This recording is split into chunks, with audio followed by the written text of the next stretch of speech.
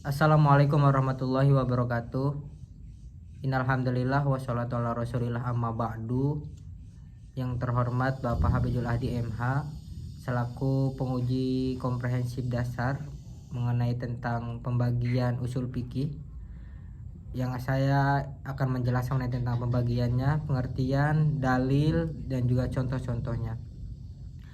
Namun sebelum itu, perkenalkan, nama saya Fedullah Al-Kamal dengan NIM 211130081, jurusan Hukum Ekonomi Syariah, Fakultas Syariah, Universitas Islam Negeri Sultan Maulana Hasanuddin Banten.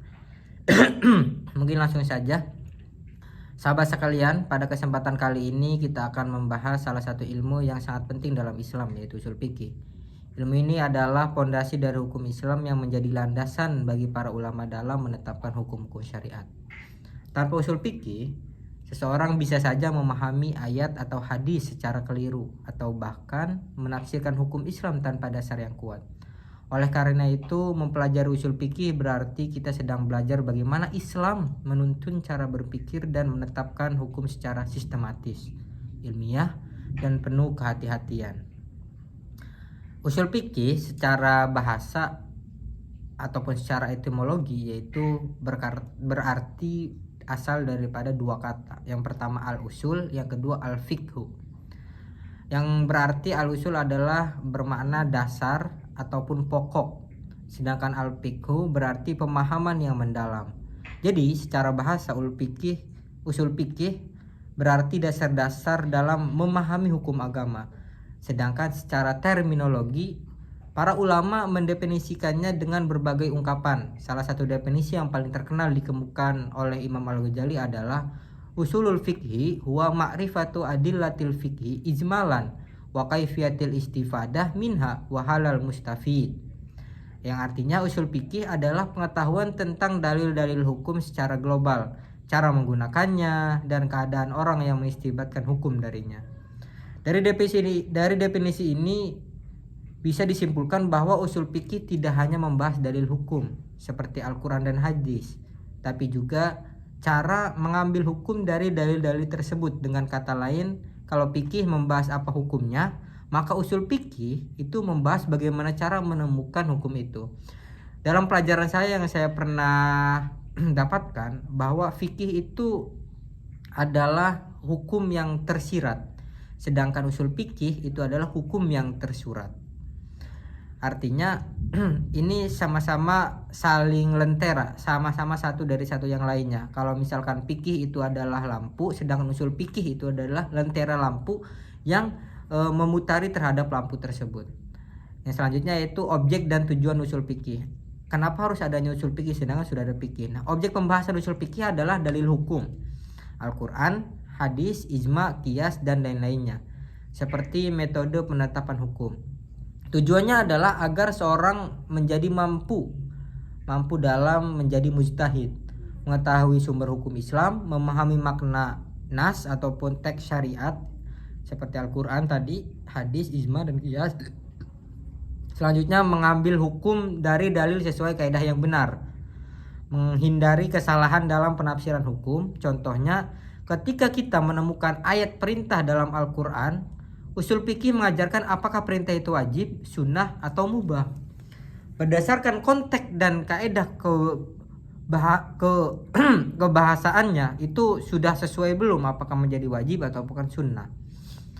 Nah, pembagian ilmu usul fikih itu secara umum, usul fikih terbagi menjadi dua bagian besar, yaitu satu, dalil-dalil hukum, dua, kaidah pengambilan hukum.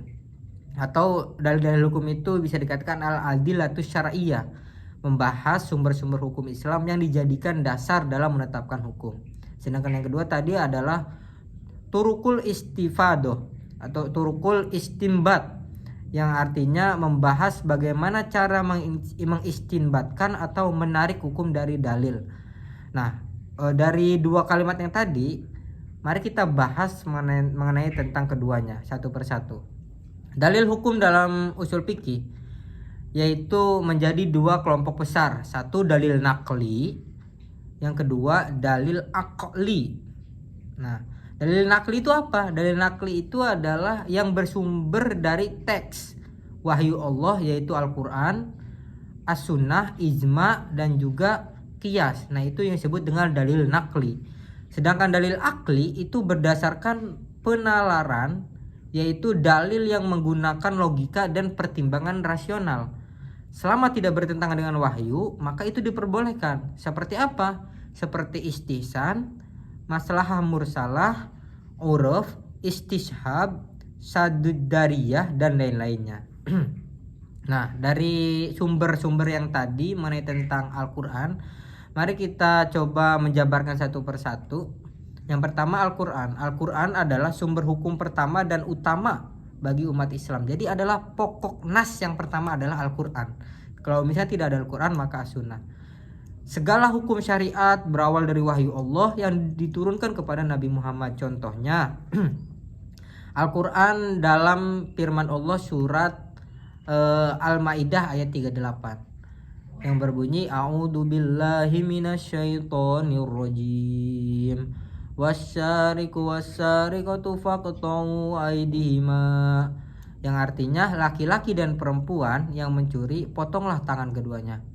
Nah, apa sih korelasi daripada ayat tersebut? Yaitu ayat ini menjadi dasar hukum bagi larangan mencuri dan sanksinya. Nah, itu sudah jelas bahwa ini adalah firman Allah yang menjelaskan tentang larangan untuk mencuri dan ada sanksinya, yaitu faqta'u aydihima, dipotong kedua tangannya tapi dengan selang-saling. Yang kedua, al-hadis, yaitu as-sunnah tadi, hadis bahwasanya bisa dikatakan dengan 3 unsur. Yang pertama dengan qauli, yang kedua dengan qauli, terus ucapan, pekerjaan, dan juga diamnya Nabi ketika sahabat mengerjakan. Nah, qauli fi'li takririyah ataupun qauliyah fi'liyah takririyah. Nah, tadi pembagiannya, kalau qauliyah itu adalah ucapan Nabi, fi'liyah pekerjaan Nabi, takririyah adalah diamnya Nabi ketika para sahabat mengerjakan. Nah, hadis juga merupakan penjelasan dan penguat bagi Al-Quran. Nabi SAW memberikan rincian terhadap ayat-ayat yang masih bersifat umum. Contoh, dalam Al-Quran hanya disebutkan perintah sholat, tapi tata cara, waktu, dan rakaatnya itu tidak dijelaskan di Al-Quran. Maka perlunya yang namanya al-hadis, yang dimana Nabi bersabda, "Shollu kama ra'aitumuni usolli", yang artinya sholatlah kalian sebagaimana kalian melihat aku sholat. Hadis riwayat Bukhari. Nah, itu. Yang selanjutnya itu al-ijma. Apa sih al-ijma ini? Kenapa harus ada pondasi hukum al-ijma? Ijma itu adalah kesepakatan para ulama mujtahid pada suatu masa atau suatu hukum syariat. Dalilnya berasal dari hadis, la tajtami'u ummati ala sholalatin. Tuh. Umatku tidak akan bersepakat dalam kesesatan. La tajtami'u ummati ala dolalah, yang artinya tadi umatku tidak akan bersepakat dalam kesesatan. Hadis riwayat Tirmizi. Contoh ijma, kesepakatan ulama tentang kewajiban sholat 5 waktu dan haramnya zina. Nah, itu sudah ijma, sepakat bahwa ulama sudah sepakat, ulama mujtahid itu mengenai tentang wajibnya sholat 5 waktu, no debat, dan juga haramnya zina, mengerjakan zina. Itu sudah ada di Al-Quran, di Al-Hadis, dan juga disepakatkan dengan para ulama. Tidak ada pertentangan, itu yang disebut dengan ijma. Sedangkan qiyas yang terakhir yaitu adalah qiyas berarti menyamakan suatu hukum baru dengan hukum yang sudah ada karena adanya i'lat, alasan hukum yang sama. Contoh dalam Al-Quran, khamr ataupun minuman-minuman yang memabukkan itu diharamkan karena menyebabkan hilangnya akal. Nah, maka dengan qiyas, narkoba juga diharamkan karena alasan i'lat yang sama-sama merusak akal. Nah, itu qiyas tuh.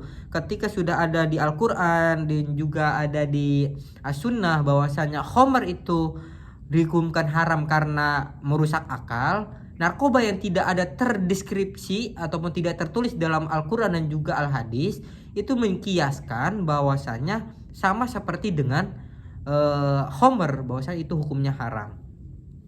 Dalil kiasnya seperti apa? Allah berfirman dalam Al-Quran surat Al-Hasyr ayat 2. Fa'tabiru ya ulil absor, yang artinya maka ambillah pelajaran ataupun contoh wahai orang-orang yang berakal.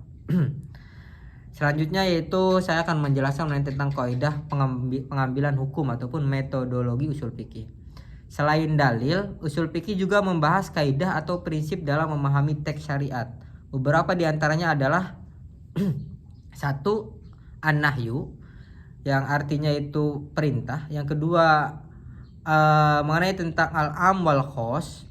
Yang ketiga yaitu mengenai tentang al-mutlaq wal muqayyad. Yang keempat yaitu an-nasih wal mansukh. Yang selanjutnya yaitu mengenai tentang pembahasan-pembahasan di dalamnya.